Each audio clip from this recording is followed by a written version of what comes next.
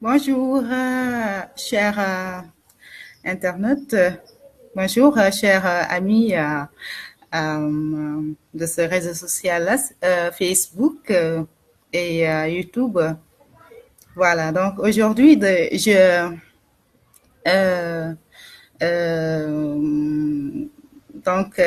je tiens à vous faire un live. Donc, comme on dit, qui ne risque rien à rien. Donc, je vais faire un live. Donc, sur le thème, comment dire, intégration de la composante migration dans les politiques locales de développement.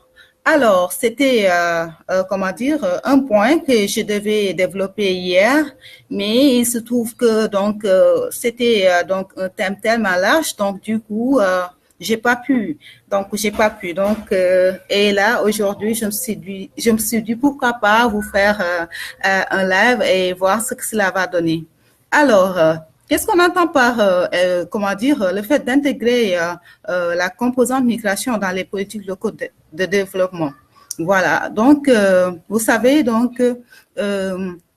l'axe 3, donc avec, comment dire, ce nouveau régime, donc ce nouveau régime a instauré comment dire, l'axe 3 de la décentralisation, donc qui donne des pouvoirs relativement exorbitants à l'élu local, donc au maire. Donc, et ces élus locaux ont ont la possibilité maintenant et l'autonomie en tout cas de pouvoir gérer les migrations, élaborer des programmes, voilà concevoir des projets et comment dire enregistrer le nombre de comment dire d'émigrés ou bien d'immigrés dans leur localité. Et donc sur ce, je salue au passage le maire Talibouya, vraiment, comment dire, qui maîtrise parfaitement les migrations. Chapeau vraiment, vraiment, monsieur le maire. Au passage également, il y a un ami, un camarade de promo, Abdullah Handao, qui a écrit sur le statut particulier de l'élu local. Je vous salue également au passage, voyez. Euh, alors, donc, Cela signifie quoi? Les migrants doivent concevoir des projets. Et cela ne peut être facile que s'ils sont accompagnés. Accompagnés par qui? Par l'État. Ou bien par qui? Par, comment dire, les maires, les élus locaux. Voilà. Ces élus locaux-là, maintenant, ont, comment dire, le pouvoir, comme je l'ai dit tout à l'heure, comment dire, de concevoir des panoplies, comment dire, de concevoir des projets, et voilà, de les proposer aux migrants. Voilà.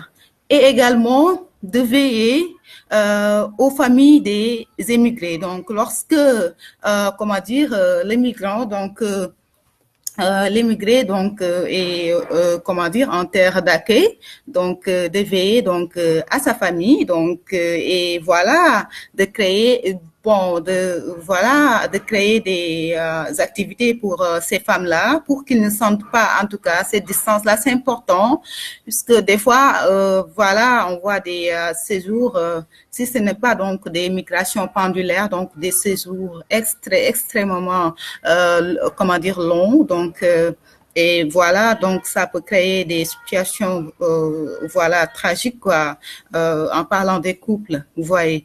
D'où l'intérêt en tout cas de pour les, en tout cas, pour les élus locaux également comment dire, de penser à ces femmes-là, et à ces familles-là, voilà. Comment dire, les projets sont, voilà, les projets sont nombreux, surtout vraiment les projets qui sont des projets promoteurs. Je vais Monsieur le maire Talibouya, je vais comment dire, je vais garder ça, donc les projets là, voilà. J'espère que voilà, vous me comprendrez et donc un jour on va en discuter, Inch'Allah. Voilà. Donc il faut que les autres il faut que les autres élus locaux fassent comme lui vraiment. C'est un maire très dynamique. Il est extrêmement dynamique, machallah. Donc, il fait des réalisations extraordinaires dans les migrations. Donc, moi, il me fascine, voilà. Donc, je ne suis pas en train de vous, comment dire, de vous jeter des fleurs ou bien quelque chose comme ça, mais voilà, c'est ce que j'ai remarqué, donc je le dis, voilà. Donc, et je vous exhorte donc dans ce siège-là et vous félicite en tout cas pour vos actions que vous faites. Vous, donc, qui êtes maire de Guet Ardo, donc, et la population de Guet Ardo Ndiagne, donc, vous êtes, comment dire, très, très, très reconnaissante. Donc, que vous menez, comment dire, en ce qui concerne la gestion des migrations, et vous avez d'autres obligations, ça, tout le monde, bon, moi, je le sais très bien. Donc, mais en défi, donc vous concentrez, comment dire, concentrez sur comment dire, comment les migrants puissent développer le Sénégal et tout ça. Donc comment dire, vous donnez le mieux de vous-même. Donc d'où comment dire l'intérêt pour les autres, mais vraiment de faire comme lui, donc en tout cas, de recenser les migrants comment dire, qui se trouvent dans leur communauté, donc et de leur proposer des projets et de participer également. Je parle des élus locaux à l'élaboration, donc des politiques, comment dire, des politiques migratoires, donc et à l'exécution, voilà.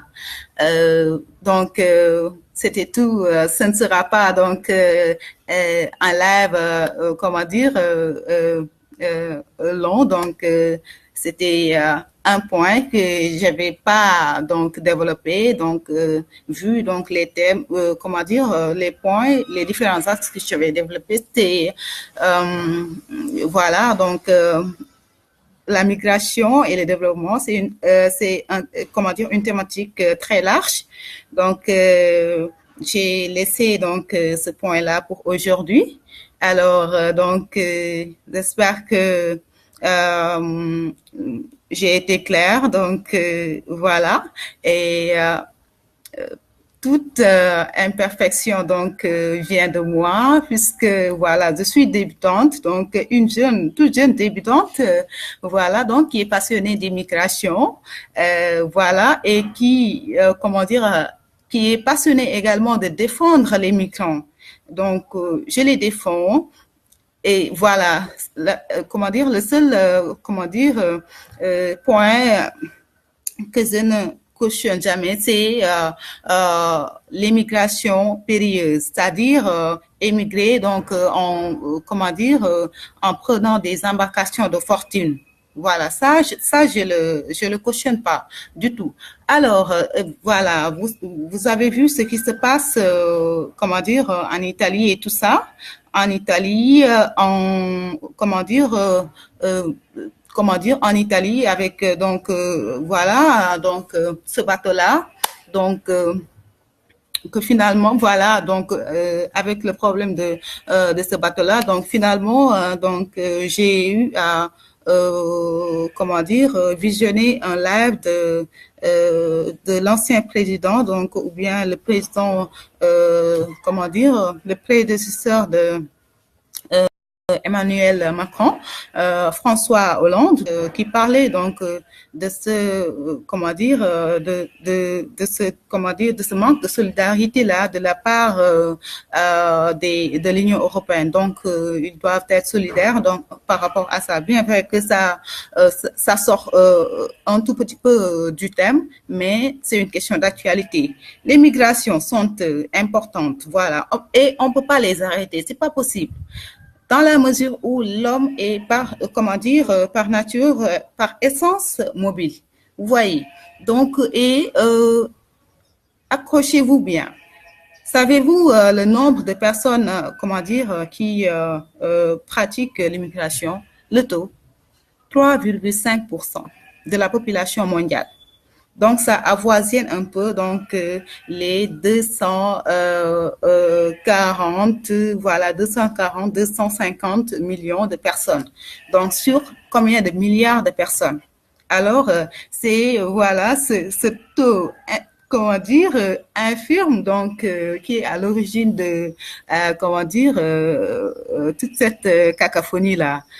Donc, organisons les migrations, c'est un facteur indéniable et incontournable de développement, donc qui profite et sur les migrants et sur les familles, comment dire, et sur la société d'accueil et comment dire, sur comment dire l'état d'origine. Donc il faut les organiser donc pour en tout cas profiter des retombées donc des migrations là, voilà. Et encore une fois l'État, je l'ai dit, voilà, dans un, comment dire, dans un de mes posts, donc, je sais pas encore, en tout cas, c'est sur YouTube, voilà, donc, je l'ai dit, donc, l'État doit accompagner ces, comment dire, ces immigrés-là, voilà, et pourquoi pas ne pas se, comment dire, s'inspirer des pays de l'Amérique latine, voilà. Par exemple, moi, j'ai lu un rapport de l'OIM en 2006 portant sur, comment dire, le Paraguay, donc, qui a eu à créer un, comment dire, sa banque nationale et donc installer des succursales donc dans tous les pays où se trouve donc sa diaspora. Voilà. Et donc ceci permet comment dire, à la diaspora donc de comment dire de cet état-là donc de pouvoir transférer donc leurs fonds donc dans des circuits formels. J'ai développé cela. Voilà, donc je le répète, je l'ai développé, donc le rapatriement des fonds et la problématique. Pourquoi il y a un problème? Puisque voilà, donc le problème c'est que le coût de, comment dire, le coût des transferts donc est très élevé. Voilà.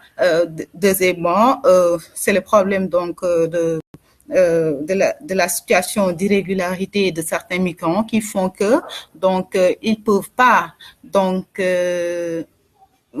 transférer leurs fonds dans les circuits ou bien dans les canaux légaux. Vous voyez. Donc, ils préfèrent passer par les canaux informels et par les canaux donc informels et voilà donc pour donc comment dire envoyer de l'argent donc dans leur pays d'origine. Voilà, donc il faut encore une fois que voilà que l'État active la carte diplomatique donc et de parler avec les comment dire les vraiment les comment dire les pays comment dire récepteurs de migrants puisqu'ils en ont besoin, qu'ils le disent ou non, c'est juste la politique, voilà, mais ils en ont besoin. Donc activer donc la carte diplomatique pour que ces migrants-là puissent en tout cas voilà être régularisés et aussi pourquoi pas négocier avec les pays qui ont les pays qui ont, comment dire, qui ont besoin de migrants. Je prends l'exemple de la Philippines, donc qui a une politique migratoire très organisée. Donc, c'est-à-dire dans ce pays tout est organisé dans la mesure où les migrations, voilà, donc ils ont, comment dire, des indicateurs qui, en tout cas, leur signalent qu'un tel pays a besoin de migrants, voilà. Donc, et voilà, donc avant d'envoyer leurs migrants, donc ils forment les migrants. C'est important. Il faut former les migrants avant de les envoyer dans un pays. Voilà. Il faut les former, encore une fois, avant de les envoyer dans un état d'accueil. Voilà. Donc, cela entraîne des fois des problèmes d'incompréhension, des problèmes, comment dire, de cohabitation. Vous voyez, donc il faut former, il faut donc informer sur les piliers de ce pays-là, voilà, donc la culture et tout ça en amont, voilà, et il y a un travail qui sera fait également en avant, mais il faut que vraiment la politique d'intégration soit assurée avant le départ. Voilà, donc c'était tout pour la thématique migration et développement. Les autres vidéos sont comment dire, dans ma chaîne sur YouTube, au blog Repenser la gouvernance des migrations, ou bien vous tapez Maria Mandia et vous êtes vous voyez vous tombez sur une vidéo de moi et là vous verrez le titre de la chaîne et toutes les vidéos sont là. Donc je vous donne rendez-vous très prochainement sur une autre thématique. Merci bien, merci d'avoir participé à ce live. Voilà, je vous porte en tout cas dans mon cœur. Merci beaucoup. Amitié.